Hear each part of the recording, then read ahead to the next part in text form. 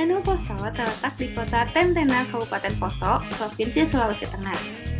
Danau ini memiliki luas 36.677 hektar, berada di ketinggian 600 meter di atas permukaan laut, dan kedalaman maksimum hingga 384,6 meter. Status pemanfaatan Danau Poso yaitu sebagai pencipta iklim mikro, sumber air yang dimanfaatkan masyarakat, lokasi pengembangan perikanan darat, penghasil energi listrik, lokasi daerah penangkapan ikan, sarana transportasi dan pariwisata, dan sebagai tempat berlangsungnya siklus hidup biota endemik yang penting. Kegiatan perikanan yang dilakukan di Danau Poso yaitu terdiri dari dua. Pertama, perikanan tangkap. Kedua, perikanan budidaya. Sebanyak 55,3% nelayan di Danau Poso menggunakan alat tangkap pukat, 34,1% menggunakan pancing, 7,1% menggunakan pagar, dan 3,5% menggunakan tombak. Hasil tangkapan berupa ikan nila, emas, sidat, dan gabus.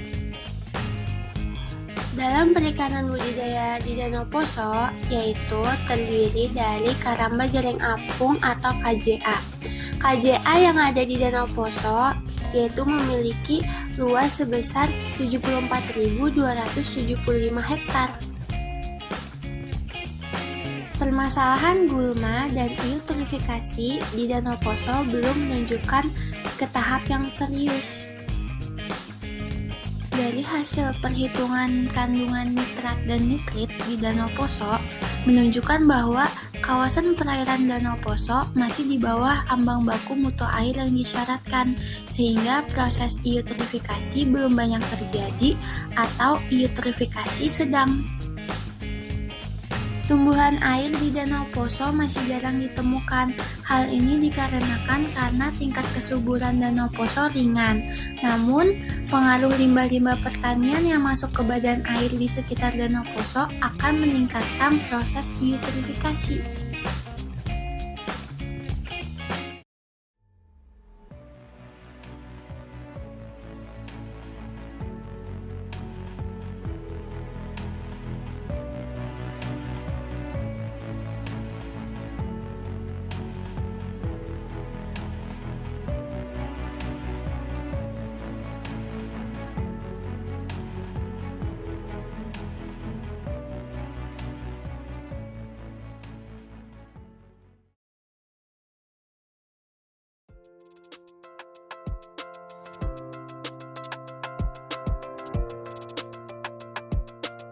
Landasan hukum mengenai permasalahan ini ada pada Keputusan Menteri Negara Lingkungan Hidup Nomor 111 Tahun 2003 tentang pedoman mengenai syarat dan tata cara perizinan serta pedoman pembuangan limbah ke air dan sumber air.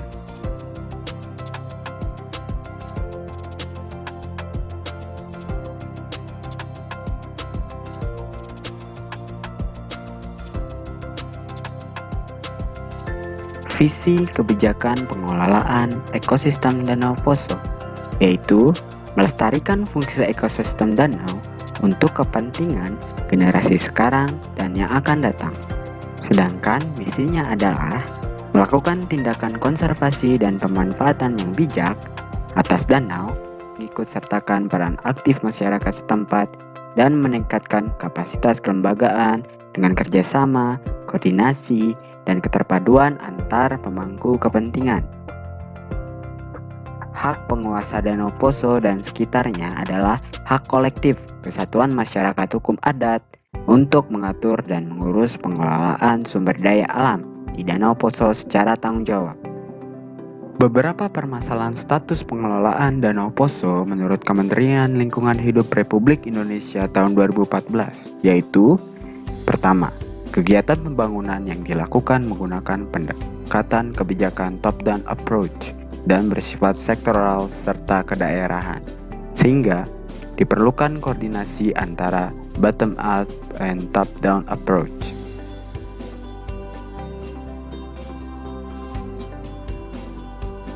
Dua, belum terciptanya pengelolaan sumber daya air dengan menggunakan pendekatan regional. 3. Belum tersedianya database pengelolaan lingkungan hidup yang mengintegrasikan antara teknologi penginderaan jauh atau remote sensing dengan sistem informasi geografis yang lebih akurat.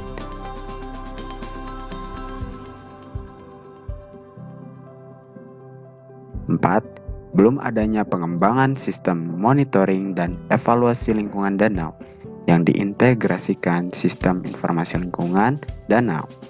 Akibatnya, keterbatasan akan akses data dan informasi tersebut tidak berjalan efektif, sehingga antar sektor lembaga bekerja sendiri tanpa dukungan antar instansi terkait. 5. Belum adanya master plan dalam pengelolaan kawasan Danau Poso mengakibatkan program yang dijalankan bersifat sektoral sehingga terjadi overlapping program dan pemborosan.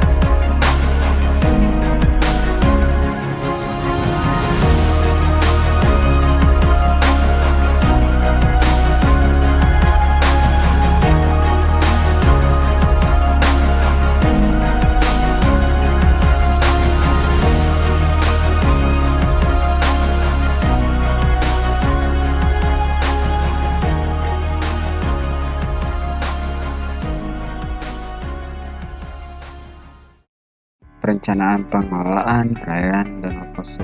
Ada beberapa hal berikut.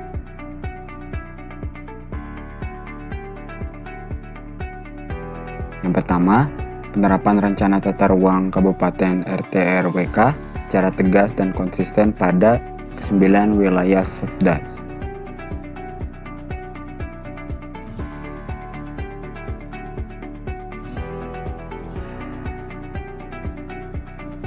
Dua, percepatan dan peningkatan kapasitas rehabilitasi hutan dan degradasi lahan di wilayah-wilayah Subdas yang telah mengalami degradasi lahan, terutama wilayah prioritas 1, prioritas 2, baik secara vegetatif ataupun sipil teknis.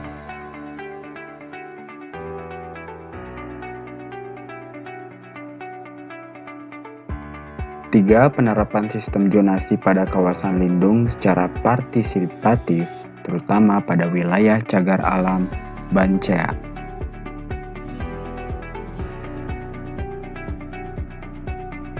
4. Mengingat kawasan DAS khususnya di wilayah Hulu Subdas Meko yang cukup sebagian wilayah Kecamatan Masamba Kabupaten Luwu Utara Provinsi Sulawesi Selatan, maka perlu dibangun jaringan kerjasama pengelolaan DAS dengan pemerintah Kabupaten Luwu Utara. 5. Dibangun forum komunikasi pengelolaan DAS secara terpadu yang beranggotakan seluruh dinas atau instansi terkait, tokoh-tokoh masyarakat, lembaga swadaya masyarakat, pemerintah kecamatan, desa, atau kelurahan. 6. Perlu diupayakan hadirnya aktivitas penyuluhan sumber daya alam lingkungan, hukum, sosial, ekonomi secara terprogram yang dilaksanakan secara rutin setiap 1 atau 2 bulan. setuju, mengingat banyak air dimanfaatkan untuk keperluan air bersih bagi penduduk sekitar danau, Kota Poso, serta mengamankan biota air dari kepunahan sebagai akibat pencemaran air oleh zat-zat beracun, maka perlu diupayakan adanya program kelola lahan pertanian yang menerapkan teknologi ramah lingkungan.